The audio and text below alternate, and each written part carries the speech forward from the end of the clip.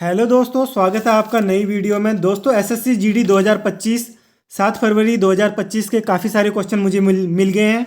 चलो इन सारे क्वेश्चन को डिस्कस कर लेते हैं और इनकी डिटेलिंग देख लेते हैं। दोस्तों पहला क्वेश्चन आया था आज सुबह की शिफ्ट में।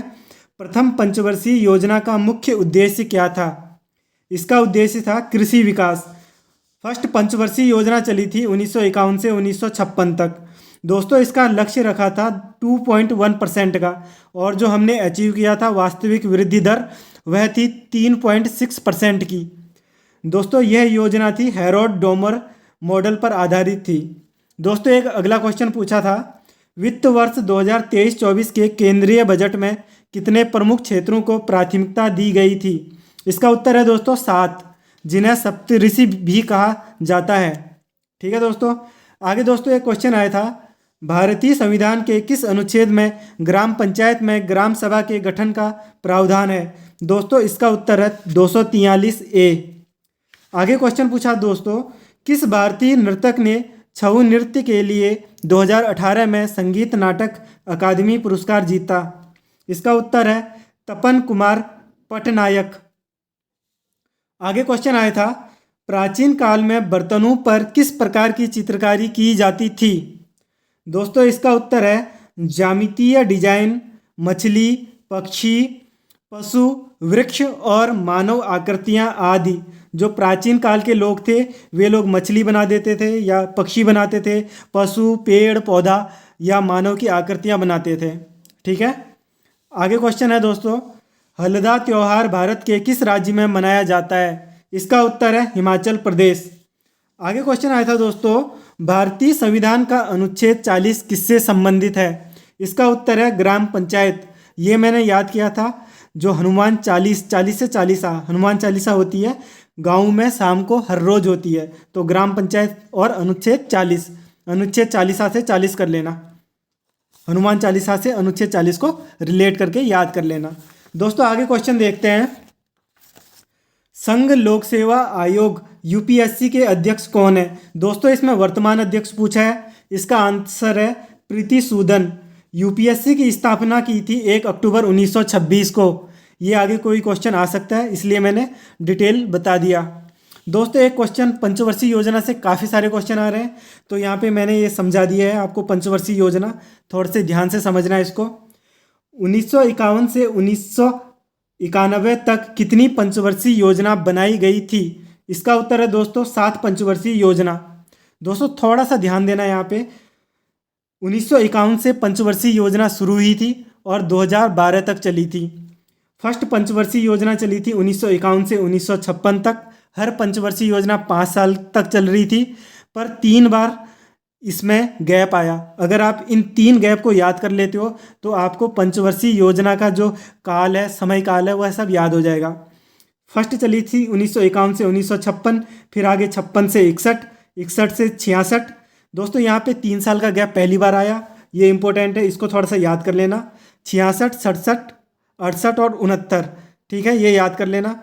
फिर चला था 69 से 74 तक, फिर 74 से 78 तक। एक क्वेश्चन आया था कि समय से पहले समाप्त होने वाली कौन सी पंचवर्षीय योजना थी? उसका आंसर 5th था, ये समय से पहले समाप्त हुई थी। दोस्तों यहाँ पे रोलिंग प्लान आया था 2 सालों के लिए, 78, 79, 80, 79 और 80 तक आया था। ठीक है, एक गैप, पहला गैप और दूसरा गैप, तीसरा गैप आया था 1990 और 92 में, और इसके अलावा सारी सीक्वेंसेस चली थी। ये 3 गैप याद कर लेते हो तो आपके सारे क्वेश्चन बन जाएंगे। बस आपको ये पता होना चाहिए 1961 से स्टार्टिंग हुई थी, 1912 तक चली थी। आगे क्वेश्चन देखते हैं, निम्न में से कौन कार्यपालिका का कार्य नहीं करता है? दोस्तों मुख्य न्यायाधीश नहीं करता है। कार्यपालिका का काम कौन करते हैं? प्रधानमंत्री करते हैं। ठीक है, और न्यायपालिका का काम कौन करेगा? मुख्य न्यायाधीश करेगा। ठीक है, आगे क्वेश्चन देखते हैं दोस्तों, इन दोनों में से कोई एक क्वेश्चन आया था। अगर ये क्वेश्चन पूछा गया है तो इस क्वेश्चन को आने की संभावना है, अगर ये पूछ लिया है तो ये आएगा आगे वाली शिफ्ट में। इंपॉर्टेंट क्वेश्चन है दोस्तों, ध्यान से देखना, 1 नंबर पक्का बनेगा। 2022 में हुए कॉमनवेल्थ गेम्स में भारत को कौन सा स्थान मिला था? दोस्तों इसका उत्तर है 4th। ये बर्मिंघम इंग्लैंड में हुए थे। कुल पदक 61 थे। जिसमें 22 गोल्ड मिले थे हमको, 16 सिल्वर और 23 ब्रॉन्ज मेडल मिले थे। 2022 में एशियन गेम्स में भारत का कौन सा स्थान था? एशियन गेम्स हुए थे हांगझाऊ, चीन के अंदर। 2022 के ये गेम थे और इनका आयोजन हुआ था 2023 में। कोविड के कारण थोड़े से लेट हो गए थे, ध्यान में रखना है। इसमें भी अपना स्थान 4th था।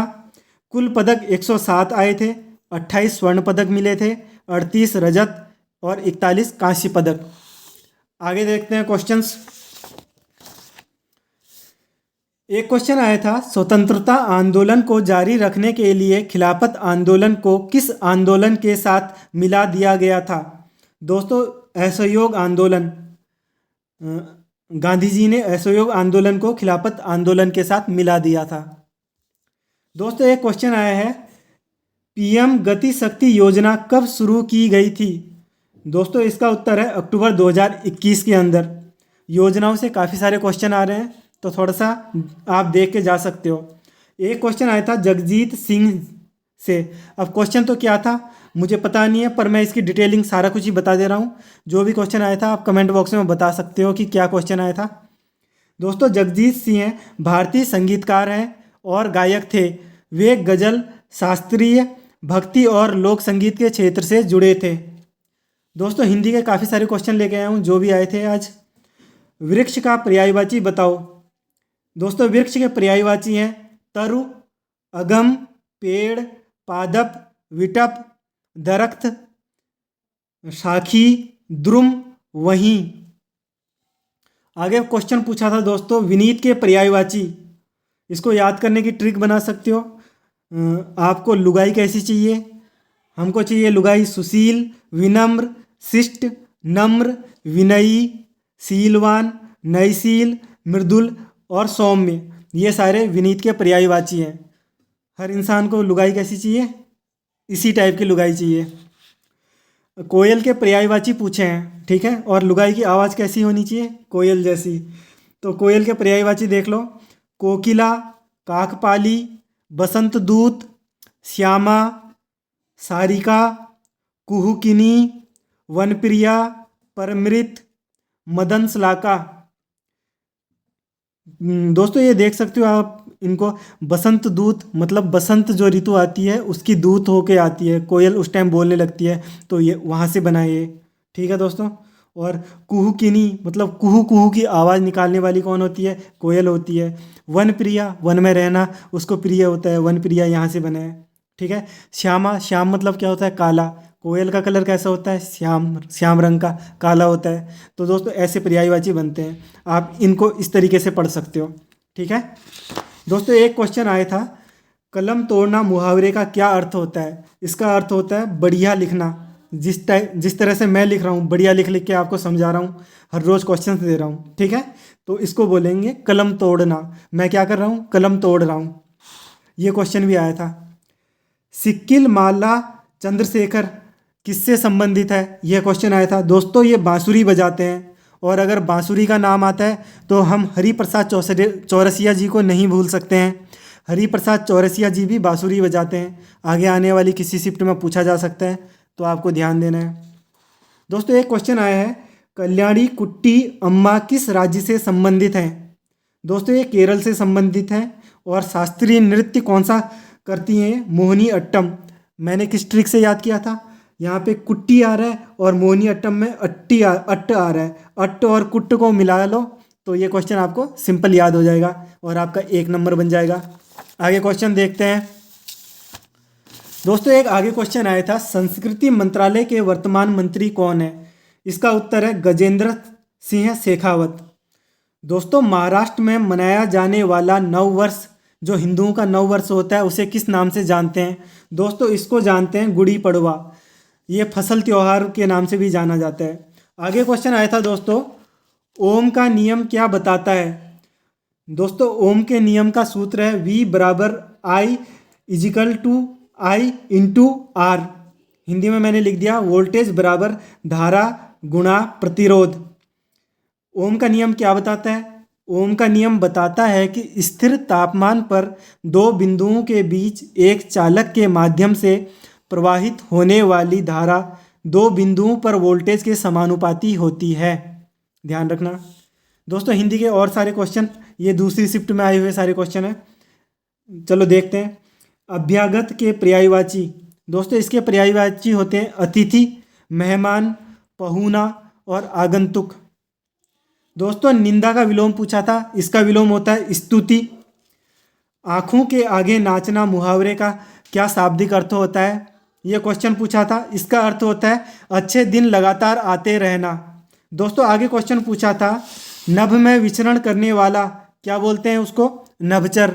जल में विचरण करने वाला उसको बोलेंगे जलचर। क्वेश्चन आया था स्वामी शब्द का विलोम, इसका विलोम होता है दास, सेवक और शिष्य।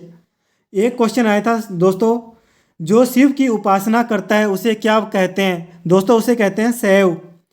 प्रावधान शब्द वर्तनी आया था, शुद्ध वर्तनी लिखनी थी, इसको ऐसे लिखते हैं प्रावधान। अब पेपर में क्या आया था ये तो मेरे को पता नहीं है। दोस्तों आज की ये क्वेश्चन है, बाकी आने वाले क्वेश्चन अगली वीडियो में आएंगे। इन सारी की PDF आपको मिल जाएगी टेलीग्राम चैनल पर। दोस्तों एक लाइक करके एक शेयर ज़रूर करना है, और चैनल पे नए हो तो सब्सक्राइब करना मत भूलना। आगे ऐसी वीडियो आती रहेंगी। थैंक यू दोस्तों।